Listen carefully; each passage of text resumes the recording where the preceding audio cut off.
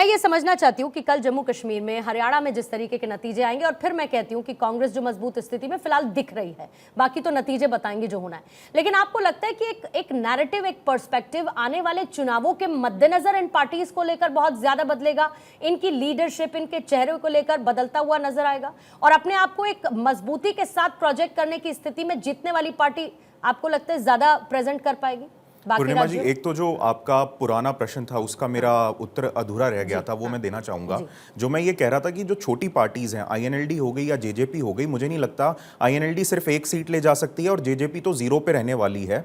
अगर ये अपनी क्या कहते हैं डिपॉजिट भी बचा लें तो बहुत बड़ी बात होगी। इस समय पे अगर सबसे ज्यादा गुस्सा लोगों का है, जो कोर वोट बैंक जेजेपी का रहा, वो सबसे ज्यादा जेजेपी के अगेंस्ट है। इतना गुस्सा खट्टर साहब या बीजेपी के अगेंस्ट नहीं है, इतनी एंटी इनकम्बेंसी उनके अगेंस्ट नहीं है जितना लोगों का गुस्सा जेजेपी के अगेंस्ट है। क्योंकि देखिए, जेजेपी ने 2019 का जो चुनाव था वो एंटी बीजेपी सेंटिमेंट पे लड़ा था और वो फिर बीजेपी के साथ ही मिल गए। और अभी भी आप जो पॉपुलर नैरेटिव हरियाणा में देखेंगे वो यही है कि आईएनएलडी और जेजेपी या कोई और भी पार्टीज हो गई, काफी सारे इंडिपेंडेंट्स हो गए, वो बीजेपी की बी टीम की तरह काम कर रहे हैं। जो मैं पहले भी कह रहा था, जो इंडिपेंडेंट एमएलएज हैं वो बिल्कुल निर्णायक स्थिति में हो सकते हैं।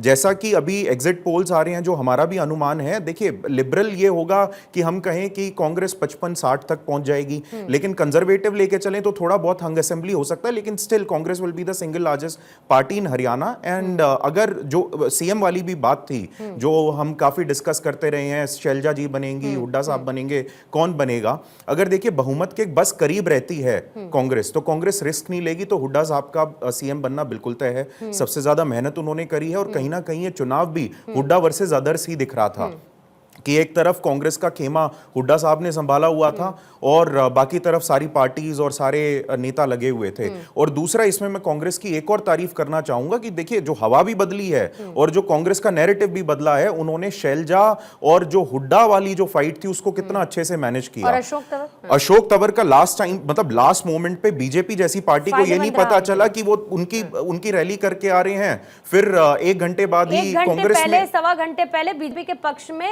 वोट मांग रहे हैं, वोट भी मांग रहे हैं, रैली में भी थे, स्टेज पे हैं बीजेपी की, और एक घंटे बाद राहुल गांधी कांग्रेस की तारीफ करनी होगी। बिल्कुल। और ये बीजेपी का एक बड़ी विफलता है हरियाणा में कि इतनी बड़ी पार्टी होके, इतना सक्षम संगठन होके वो ये नहीं पता कर पाए कि उनका एक बड़ा नेता, जो कांग्रेस से ही आए बकायदा, लेकिन वो स्विच मारने वाले हैं। और जहां तक आपका ये करंट प्रश्न था कि इससे अब देश में क्या, आने वाले चुनावों पे क्या फर्क पड़ेगा, जैसा कि मैंने शुरुआत में भी कहा, ये एक लहर बनने वाली है। अगर कांग्रेस जीतती है, हरियाणा में कांग्रेस की गवर्नमेंट बनती है, जो काफी हद तक लग रहा है, उसका बहुत ज्यादा असर महाराष्ट्र में पड़ने वाला है। क्योंकि महाराष्ट्र में भी देखें, बीजेपी की स्थिति बहुत अच्छी नहीं है, लेकिन जो अभी लाडली बहना योजना वहां पे चल रही है, जो महिलाओं को सम्मान दिया जा रहा है, जो निधि, सम्मान निधि दी जा रही है, उसका बहुत ज्यादा असर होने वाला है। उससे बीजेपी काफी अपना जो नुकसान है कम कर सकती है। और मेरा ये मानना है, पर्सनल मेरा ये विश्लेषण है कि जो इलेक्शन डिले किए गए वो यही रीजन था कि हरियाणा में स्थिति कमजोर थी, जम्मू कश्मीर का भी पूरी तरीके से क्लियर नहीं था, और अगर यहां पे रिजल्ट ठीक नहीं आता है तो उसका पूरा असर क्या कहते हैं महाराष्ट्र पे पड़ता। तो अभी उस रिजल्ट की वेट है, और ये टाइम इसलिए भी चाहिए था महाराष्ट्र में ताकि लाडली बहना योजना का जैसे मध्य प्रदेश में फायदा हुआ, प्रचार हो सके और वो निधि पहुंच सके। वहां की बात करें, फिर मैं हरियाणा की बात कर लेती हूँ। हरियाणा में लोकसभा चुनाव आ रही हूँ तहसीन, हरियाणा में लोकसभा चुनाव, विधानसभा चुनावों में ज्यादा गैप ना होने की वजह से जो नाराजगी रिफ्लेक्ट हुई लोकसभा चुनावों में, वो कवर अप नहीं हो पा रही है।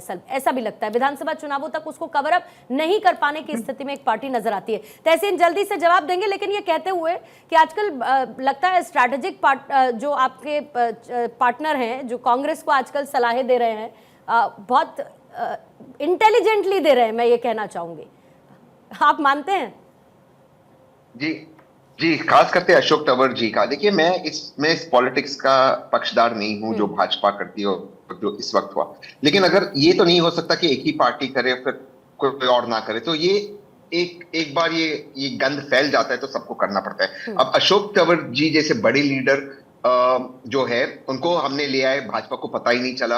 अब अलायंस तोड़ने की अगर भाजपा कोशिश करेगी तो फिर यहाँ पर भी तोड़ेगी। तो ये एक जो पॉलिटिक्स के अंदर ये जो कुश्ती चल रही है, अब ये स्प्रेड हो चुकी है। दूसरी चीज, जहां तक महाराष्ट्र का सवाल है, मैं इस पे बहुत साफ हूँ, बहुत क्लियर हूँ कि महाराष्ट्र के अंदर कांग्रेस सिंगल लार्जेस्ट पार्टी बनने वाली है। भाजपा कुछ भी कर दे, भाजपा एक्चुअली के लिए बहुत सिंपैथी है महाराष्ट्र के अंदर। लेकिन दिक्कत क्या है, अजीत पवार के साथ जो अलायंस हुआ है, अजीत पवार एक सिंगल बड़ी लायबिलिटी है भाजपा के लिए।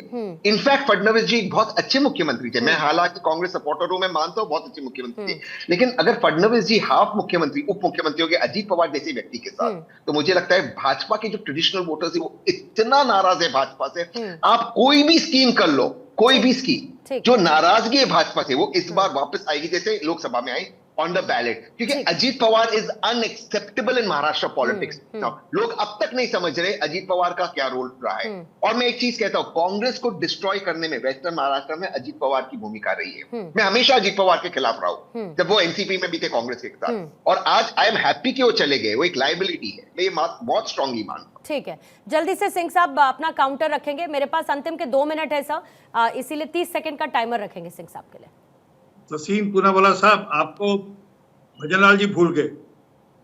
देश में आयाराम गयाराम की जो प्रथा थी सबसे पहले भजनलाल जी ने शुरू करी थी, और पूरा का पूरा विधानसभा का दल तोड़ के ले गए थे वे। तो भूलना नहीं चाहिए, अपने ही कर्म है आपके, किसी और के कर्म नहीं है। दूसरी बात यह है कि ये महाराष्ट्र की बात करें, जरा रुक जाइएगा, थोड़े दिन बाद गिर जाएगा कि महाराष्ट्र के रिजल्ट कैसे निकले। कह रहा हूँ कल शाम तक रुकिएगा, परसों ये रणनीति वगैरह सब है, पर कल शाम के शो में 6 बजे तसीन आएंगे दोनों। ठीक है, ठीक है, फिर आउटकम पे बातचीत करें। चलिए ठीक है साहब, जल्दी से मोहम्मद रफीक साहब 30 सेकंड आपको दे पाऊंगी सर। देखिए, मैं दुआ करूंगा कि बीजेपी का जो इतिहास रहा है, जो बाकी स्टेटों में जोड़ तोड़ और हॉर्स ट्रेडिंग और मंडियां जिस तरह लगी, मुझे उम्मीद है कि हरियाणा और जम्मू कश्मीर में इसको नहीं दोहराएंगे, और यहाँ के जो रियल रिप्रेजेंटेटिव्स होंगे, जिनको लोगों ने वोट दिया है, सपोर्ट दिया है, उनको सरकार बनाने का मौका दे देंगे। ठीक है, काजमी साहब अगर आप हैं तो 10 सेकंड में क्लोजिंग कमेंट अगर देना चाहें तो। हुए हैं इसमें लोगों के मैंडेट, जो भी मैंडेट है कल 12 बजे तक आपके सामने होगा। मैं समझता हूँ पूरी दुनिया, पूरा हिंदुस्तान उस मैंडेट को सलाम करता है, और उस सारी पॉलिटिकल पार्टीज को उस मैंडेट को वेलकम करना चाहिए, और एक स्थिर मजबूत कोलिशन हो, चाहे एब्सोल्यूट मेजॉरिटी की सरकार हो, वो बनने देनी चाहिए। बिल्कुल, और उस मैंडेट का इंतजार रहेगा, कल की तस्वीर क्या बयां करती है, किसका मंगल होगा, कल पता चलेगा।